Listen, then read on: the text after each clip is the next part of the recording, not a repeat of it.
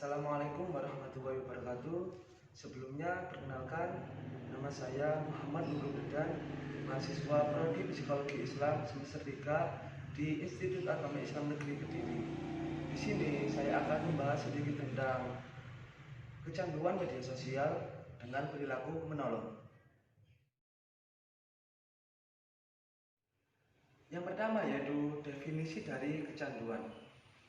Menurut bahasa, kecanduan berasal dari kata candu yang berarti yaitu sesuatu yang menjadi kegemaran atau kebiasaan, bahkan menjadi ketergantungan terhadap suatu hal sehingga melupakan hal-hal yang lain.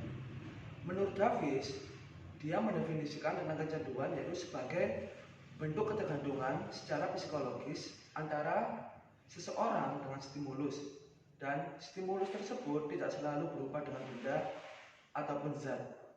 Jadi dapat disimpulkan bahwa kecanduan merupakan di mana individu merasakan ketergantungan atau kebiasaan terhadap suatu hal yang bisa menyebabkan dia menjadi tenang, menjadi nyaman, dan sebagainya. Dan kali ini kita membahas tentang kecanduan terhadap media sosial. Jadi kita sebagai manusia tidak lepas dengan yang namanya media sosial, di mana seseorang yang mengalami kecanduan terhadap media sosial, dia selalu ketergantungan, selalu beranggapan bahwa media sosial merupakan hal yang segalanya dan berpengaruh terhadap kehidupannya. Berikut ini beberapa perilaku atau aspek-aspek yang biasanya dimiliki oleh seseorang yang mengalami kecanduan dalam media sosial. Dalam hal ini, Young menyebutkan beberapa aspek-aspek tersebut. Yang pertama yaitu dia selalu mengalami atau merasakan kesenangan tersendiri ketika mengakses media sosial. Selanjutnya, dia selalu membutuhkan waktu tambahan atau tidak merasa puas ketika sudah berkecimpung di media sosial. Selanjutnya, dia tidak bisa mengontrol atau menghentikan, bahkan mengurangi ketika sudah mengakses media sosial. Dan dia selalu depresi atau gelisah ketika dia disuruh untuk berhenti atau mengurangi dalam waktu dia menggunakan media sosial. Dan dia biasanya kehilangan orang-orang terdekat mereka seperti keluarga ataupun teman-teman dekat, dikarenakan waktunya hanya habis untuk berkecimpung di media sosial.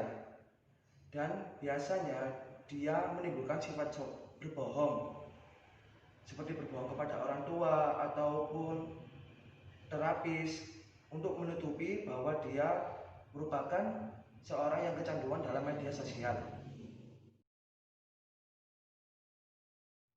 Dan berikut ini yaitu cara-cara untuk mengatasi tentang kecanduan media sosial. Yang pertama yaitu cari tahu apa penyebab dari kecanduan tersebut.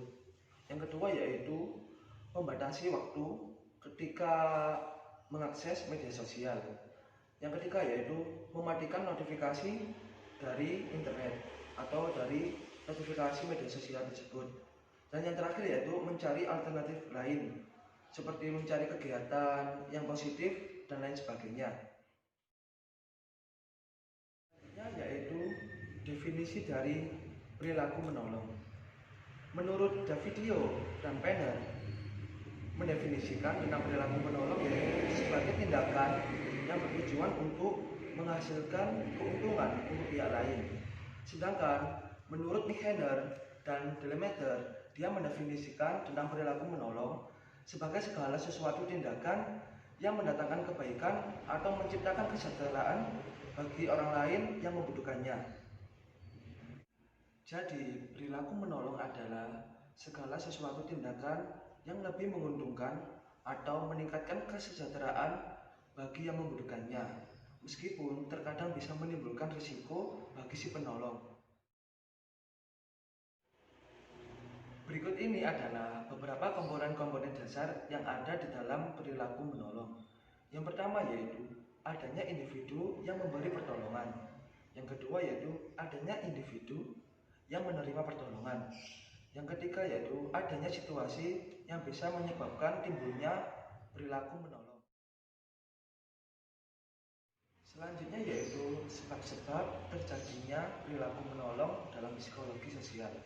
Yang pertama yaitu teori empati, di mana seseorang dapat merasakan hal yang sama dengan yang dirasakan oleh orang lain dan memahaminya beserta alasannya. Yang kedua yaitu teori norma sosial, di mana menolong merupakan keharusan bagi kita semua dan semuanya dipersepsikan sebagai aturan yang diharuskan oleh aturan-aturan dalam masyarakat. Selanjutnya yaitu ciri-ciri dari orang yang suka menolong. Yang pertama yaitu dia lebih mementingkan kepentingan bersama. Yang kedua yaitu dia memiliki rasa empati, simpati, dan solidaritas dan kemanusiaan yang sangat tinggi. Yang ketiga yaitu dia sangat sabar dan dalam membantu dia sangat dengan sepenuh hati.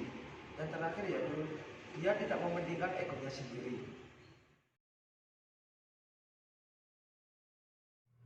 Jadi, hubungan antara seseorang yang memiliki kecanduan dalam media sosial dengan perilaku menolong yaitu seseorang yang memiliki kecanduan dalam media sosial ketika dalam perilaku menolong dia rasa sangat kurang dikarenakan dia lebih mementingkan egonya sendiri, dia lebih ke arah acuh tak acuh terhadap lingkungan sekitar, kayak lebih ke arah bodo amat istilah kasarnya. Dia tidak ada rasa empati dan simpati antar sesamanya.